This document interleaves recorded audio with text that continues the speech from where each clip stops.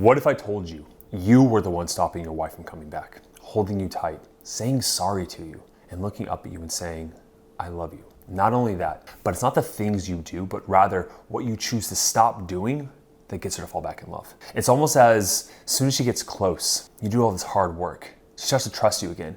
You have these jagged spikes that just poke her and stab her and push her further away. Well, today is about removing those spikes, which allow her to feel safe enough to come back to you again. My name is Josh Hudson, and for the past decade, I have dedicated my life to helping men heal past wounds and restore masculinity, which resets their marriage. In the next few minutes, I will lay out one core problem preventing you from getting her back with 3 steps to overcome it.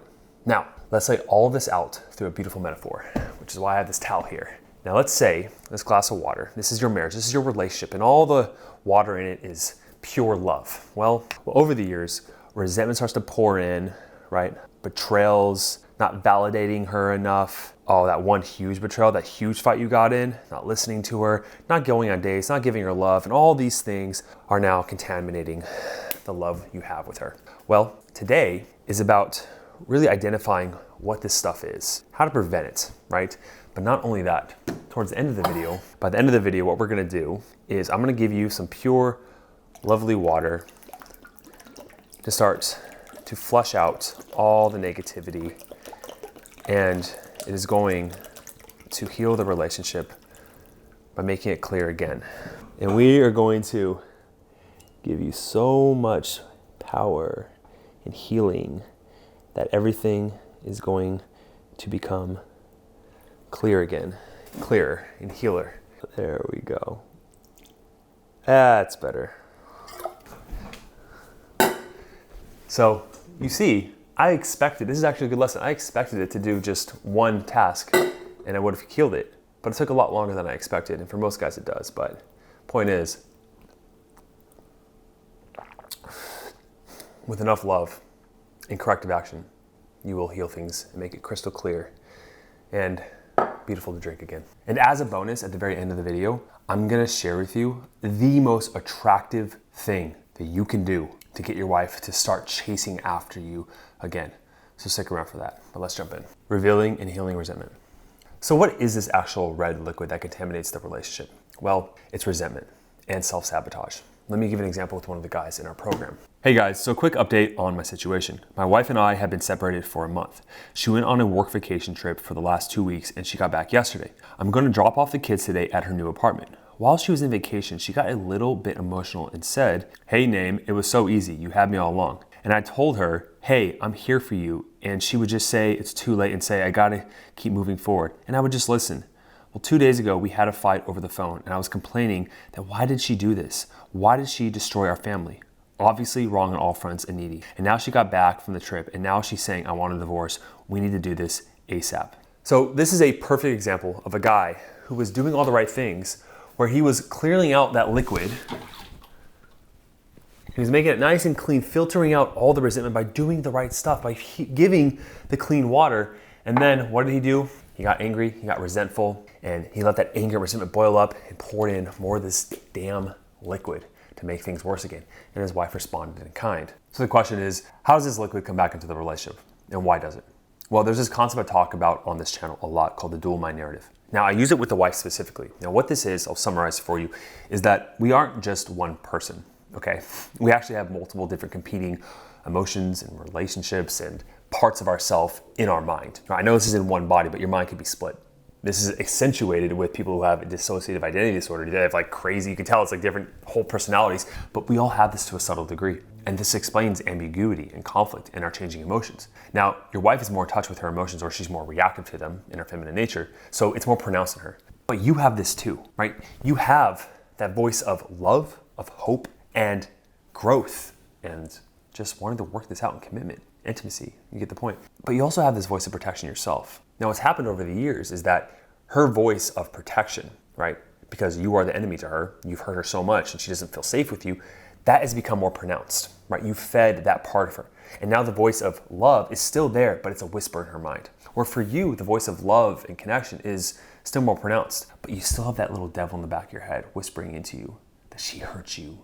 Give her guilt, give her shame, doubt, right? You listen to that voice sometimes. But the thing is, when you respond to that voice, when you listen to it, you become reactive and emotional, you are feeding hers as well, right? It's almost like two different languages. And the more you speak the language of fear and doubt, and anger, it amplifies her language. You see what I mean? So the question is, how do you make her voice of protection and fear turn back into a whisper or make it go completely away? Well, this is what the next point addresses: to heal and forgive. And it has to start with you. All the things that she's done to you, or all the pain, all the things that she's caused to just hurt you, even especially the betrayal of her wanting to leave you, right? The biggest one. You need to view it this way. I want you to imagine that I just went outside, right? And I walked and I got my coffee, okay? And this is a nice shirt I'm gonna use to record. Let's say on that walk, what happened? I'm walking around and I'm looking at my phone, ready, I got my coffee, I'm ready to come back and record this video for you. And let's say I notice some guy walking toward me, but I mean, he clearly sees me, right? But then boom, he bumps into me and spills his coffee all over my shirt. And he falls to the ground because I work out, right? I'm a big guy, I'm 6'4" if you didn't know that, 215 pounds. Guy falls to the floor and I'm pissed. How could he not see where I was going? What an idiot. I look at him and immediately my heart softens and I feel like an idiot. And I feel like the biggest a-hole in the world. Because as I look at him on the floor, I noticed a walking cane and a pair of giant black glasses. I'm talking ones like this, right? And here he was with his walking stick and his glasses, and I knocked him over because he didn't see me, because he was blind. Well, what happens in that moment? Because he wasn't aware of what he did, and he didn't see it, and he didn't know, I forgave him, right? Why is it not the same with your wife? Why is it when she's done things to hurt you, and she's done things to upset you and betray you, you thought to yourself, she knows better. She should know how this makes me feel. When she's in that flight or freeze mode, when she's just scrambling to do what's best for her to take care of herself because she doesn't feel safe, she doesn't have a theory. She literally, your brain, your neural cortex, where this is housed with empathy, right? Theory of mind. That blood is in her amygdala. She's not even capable on a neurological level to see how it affects you because she's so focused on herself. And two, even if she did, most men don't honestly share how her actions affect you. You'll keep it in, you'll build that resentment up, and you won't honestly express that vulnerability because sometime along the way of your life you weren't told to, right? So instead of looking at your wife and saying, she did all these things to hurt me, she did all these things to betray me, you need to practice to heal and forgive so you won't self-sabotage and pour that damn liquid back into the water of your marriage. Once you do that, it's about remaining consistent. Because consistently, if you just do the right things, the healing will happen. And the marriage will come back. We've seen it so many times. There's no guesswork around this. It's the same formulaic thing. If the guys do the right stuff consistently over time, the wife does come back, okay? But how do you do that? Let me give you a mindset shift here again that's gonna keep you through all the inevitable obstacles along the way. Be the flower. Okay, I might lose a couple of you here, but just please hear me out. It's worth it, okay? This is the most attractive thing you could do. But let's imagine that your wife is a bee, right? Women are bees and men are flowers. Now let's say, for example, that there's a species of flowers out there that in order to get the bees to pollinate with them, they start flying around these flowers, chasing down the bees. All of a sudden, there's this new species that comes out of nowhere. Let's say it's an alien flower. How are the bees gonna respond? Are they gonna pollinate with those flowers? Heck no, right? They're gonna start to fly away. Like, why is this thing chasing me? Well, it's the exact same thing whenever you start to chase your wife. You see, what is an attractive flower to a bee? It is a flower that is beautiful, majestic, absorbing the sun, having the right nutrients, being vibrant, and sitting there and expressing its attractiveness, but not doing anything, but by being itself, and especially not by chasing the bees. The same exact thing applies to you and your wife in your current situation. I never thought I would have to actually tell a grown man about the flowers and the bees metaphor, but here we are, right? That talk. At the end of this video, I'm gonna share with you the most attractive things that you could do to get your wife back. But until then, let me show you this clip with Marnie, one of the top dating experts in the world, of what a man can do in a relationship to attract his wife.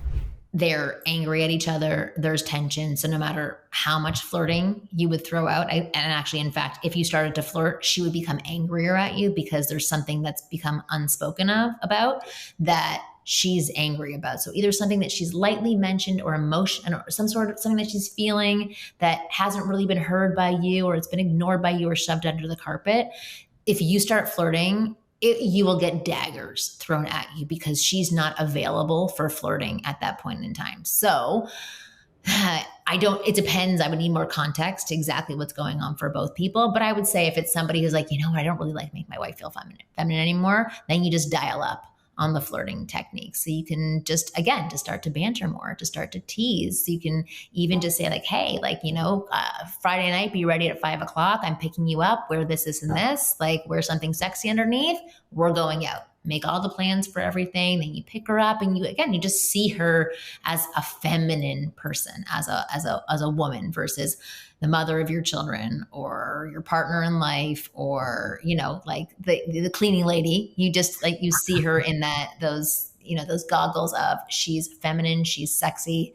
I know other men want her, and that, drives me crazy. And so I want to step up my game so I can be that guy that she wants back. So what I want to do for you right now, before I show you that final video, is I want you to promise to yourself right now, commenting down below or just saying to yourself in the mirror, I will do something different. Because if you don't do something different, you're going to get the same results. I know you know this, but you have to overcome what those emotions are telling you, especially if it's that voice of protection, fear, and doubt that's going to hold you back from getting her back, okay?